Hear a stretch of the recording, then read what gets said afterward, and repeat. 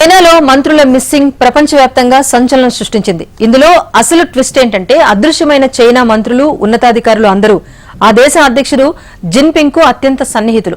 ప్రత్యేకంగా ఏరి కోరి ఆయా మంత్రి పదవులను స్వయంగా జిన్పింగే వారికి కేటాయించారు. పదవులను కట్టబెట్టిన కొన్నాళ్లకే వారు కనిపించకుండా పోయారు. అలాంటి వారిలో కీలకమైన వ్యక్తి మాజీ చైనా విదేశాంగ మంత్రి క్విన్ గాంగ్. అతను ఈ ఏడాది జూన్ నుంచి కనిపించడం లేదు. మొదట్లో అరెస్ట్ చేశారని, జైల్లో ఉన్నారు అంటూ ప్రచారం జరిగింది. కానీ క్విన్ గాంగ్ గురించి తాజాగా విస్తుపోయే వాస్తవాలు బయటకొచ్చాయి. క్విన్ గాంగ్ జులై చివరిలోనే చనిపోయారు. అది కూడా బీజింగ్లోని మిలిటరీ హాస్పిటల్లో.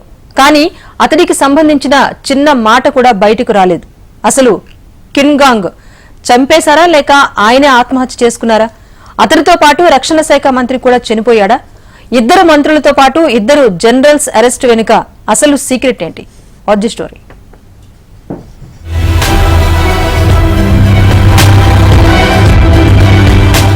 చైనా మంత్రి క్విన్ గాంగ్ ను ఎవరు చంపారు?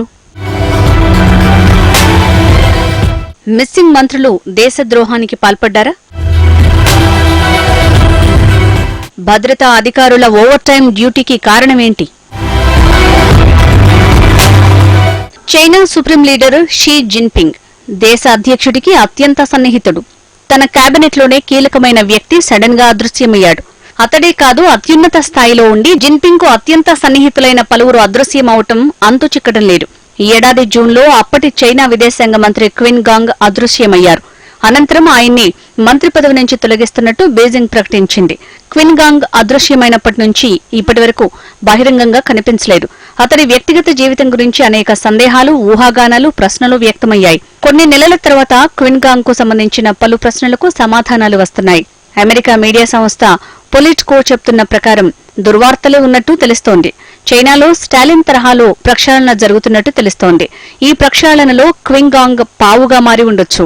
అదొక్కటే కాదు, మాజీ మంత్రిని చిత్రహింసలకు గురిచేసి చంపేశారన్న ఆరోపణలతో బీజింగ్ అట్టుడుకుతోంది. జులై చివర్లోనే బీజింగ్లోని మిలిటరీ ఆసుపత్రిలో క్విన్ గాంగ్ మృతి చెందినట్టు నివేదికలు చెప్తున్నాయి. అయితే మాజీ మంత్రి ఆత్మహత్య చేసుకున్నాడా, లేక చిత్రహింసల కారణంగా చనిపోయారా, లేక చిత్రహింసల కారణంగానే ఆత్మహత్య చేసుకున్నాడా? ఈ ప్రశ్నలకు బీజింగ్లోని ఉన్నతాధికారులు సమాధానాలు చెప్పటం లేదు.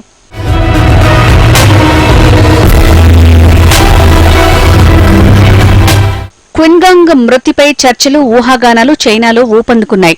అయితే ఆసక్తికరమైన విషయం ఏంటంటే క్విన్ గాంగ్ మృతిపై జిన్పింగ్ ప్రభుత్వం ఒక్క మాటను కూడా వెల్లడించలేదు. కేబినెట్లో కీలకమైన మంత్రి, అధ్యక్షుడు జిన్పింగ్ అత్యంత సన్నిహితమైన వ్యక్తి చనిపోతే ఎందుకు ప్రభుత్వం స్పందించలేదు అన్నది $1 మిలియన్ ప్రశ్నగా మిగిలిపోయింది. క్విన్ గాంగ్ ఆకస్మిక అదృశ్యం వెనుక అసలు కారణం భారీ కుంభకోణంలో అతడి ప్రమేయం ఉందా అన్న అనుమానాలు వ్యక్తమవుతున్నాయి. అదే కుంభకోణం వ్యవహారంలోనే చైనా రక్షణ శాఖ మంత్రి లీ షాంగ్ఫూతో పాటు ఇద్దరు టాప్ కమాండర్లు సైతం అదృశ్యమయ్యారు. ఈ ఇద్దరు కమాండర్లు చైనా రాకెట్ ఫోర్స్ విభాగానికి చెందినవారు. అయితే ఈ నలుగురు ప్రమేయం ఉందన్న కుంభకోణం ఏంటి అంటే దేశానికి చెందిన రహస్యమైన సమాచారాన్ని విక్రయించినట్టు ఆరోపణలు వస్తున్నాయి. చైనా న్యూక్లియర్ సీక్రెట్స్ కు సంబంధించిన వ్యవహారంగా తాజాగా వెలుగులోకి వస్తోంది. ఈ కుంభకోణం చైనాలో సంచలనాన్ని సృష్టిస్తోంది. చైనా అణు రహస్యాలను పశ్చిమ దేశాల గూఢచార సంస్థలకు విక్రయించారని అభియోగాలు మోపుతున్నారు. దీన్ని రష్యా డిప్యూటీ మంత్రి రుదిన్కో గుర్తించారు. చైనా మంత్రులు చేస్తున్న ద్రోహాన్ని అధ్యక్షుడు జిన్పింగ్ కి రష్యా మంత్రి సమాచారం ఇచ్చారు.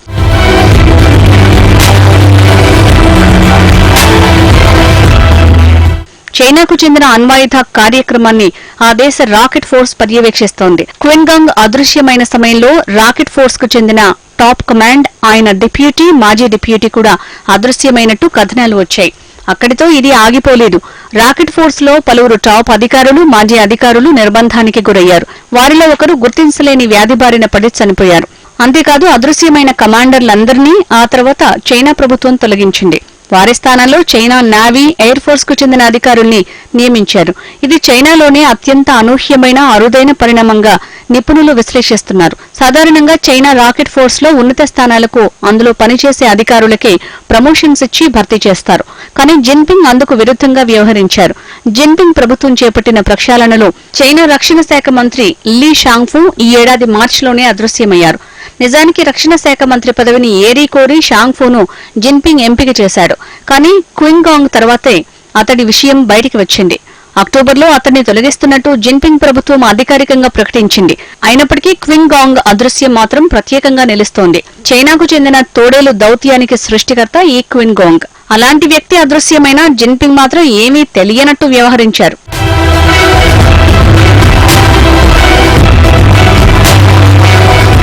రెండు 2014 నుంచి 2018 మధ్య కాలంలో జిన్పింగ్ కు సంబంధించిన విదేశీ ప్రముఖుల మీటింగ్ ని క్విన్ గాంగ్ పర్యవేక్షించాడు. 2021లో అతడు యునైటెడ్ స్టేట్స్ లో చైనా రాయబారిగా పనిచేశారు. 18 నెలల అనంతరం చైనా విదేశాంగ మంత్రిగా క్విన్ నియమితులయ్యారు. గాంగ్ కెరీర్ లో అత్యంత వేగవంతమైన ఎదుగుదల ఇది. దీనికి కారణం China communist party chairman Jinping తో అతడికి ఉన్న సాన్నిహిత్యమే కారణం. ఏడాది జూన్లో శ్రీలంక, వియత్నాం, రష్యా విదేశాంగ మంత్రులతో క్విన్ గాంగ్ సమావేశాలు నిర్వహించాడు. ఆ తర్వాత అతడిపై నిఘా మొదలైంది. మొదట్లో అతడి అదృశ్యానికి వ్యక్తిగత జీవితమే కారణమన్న ప్రచారం జరిగింది. అతడికి చైనా టీవీ రిపోర్టర్తో అఫైర్ ఉందని ప్రచారం జరిగింది. అంతేకాదు అమెరికా పౌరసత్వం ఉన్న కొడుకు కూడా క్విన్ గాంగ్ కు ఉన్నాడు. ఈ వ్యవహారంలో చట్టవిరుద్ధమైన అమెరికన్ బిడ్డ క్విన్ గాంగ్ కు ఉన్నాడని, అందుకే అతన్ని పదవి నుంచి తొలగించినట్టు అప్పట్లో నివేదికలు వెలువడ్డాయి.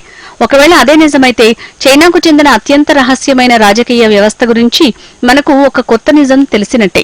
చైనీస్ కమ్యూనిస్టు పార్టీలోని అంతర్గత పనితీరుపైన మనకు ఓ క్లారిటీ ఇస్తుంది.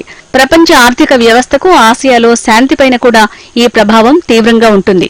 బీజింగ్ నుంచి వస్తున్న సంకేతాలు స్పష్టంగా లేవు. చైనా భద్రతా దళాలు ఓవర్ టైం పనిచేస్తున్నాయి. అసలు డ్రాగన్ కంట్రీలో ఏం జరుగుతోంది?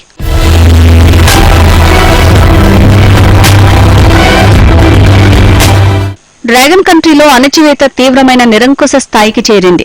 అయితే చైనాకు వెలుపల ఉన్న వారికి దేశంలో ఏం జరుగుతుందో తెలుసుకోవటం దాదాపు అసాధ్యం. చైనా ఉన్నత స్థాయి మంత్రుల అదృశ్యం సహజంగానే అందరి దృష్టి ఆకర్షిస్తుంది. నిజానికి క్విన్ గాంగ్, లీ షాంఫు తప్పిపోవడానికి కొన్ని నెలల ముందే వారిపై నిఘా పెట్టారు. ఆ తర్వాతే వారిని పదవుల నుంచి తొలగించినట్టు తెలుస్తోంది. తాజా నివేదికల ప్రకారం 2012లో జిన్పింగ్ అధికారంలోకి వచ్చారు. అప్పటి నుంచి ఇలాంటి అణచివేత చర్యలు అధికమైనట్టు తెలుస్తోంది.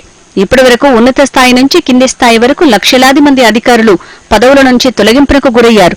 అయితే ఇందులో ఇంట్రెస్టింగ్ విషయం ఏంటంటే, తొలగింపునకు గురైన అధికారులందరూ జిన్పింగ్ శత్రువర్గానికి చెందిన వారు ఎంతమాత్రమూ కాదు. తొలగింపునకు వారంతా కమ్యూనిస్టు పార్టీకి విధేయులైన వారే. అయితే బీజింగ్లోని రాజకీయ వాతావరణాన్ని నిశితంగా పరిశీలిస్తే గతంలో కంటే చాలా భిన్నమైన జిన్పింగ్ ఇప్పుడు చైనీయులకు కనిపిస్తున్నాడు. అతడు ఒంటరిగా, మతిస్థిమితం లేనివాడిగా ఉన్నట్టు స్పష్టమవుతోంది. జిన్పింగ్ ఒంటరితనంతో బాధపడుతున్నది నిజమే అయినట్లయితే తైవాన్పై యుద్ధానికి దిగే అవకాశాలు ఎక్కువగా ఉన్నాయి. తాజా నివేదికల ప్రకారం పీపుల్స్ లిబరేషన్ ఆర్మీలోని వందలాది మంది సీనియర్ అధికారులు, వేలాది మంది పార్టీ ఉన్నతాధికారులు అరెస్ట్ అయ్యారు. ఎందుకు అంతమందిని అరెస్ట్ చేశారు?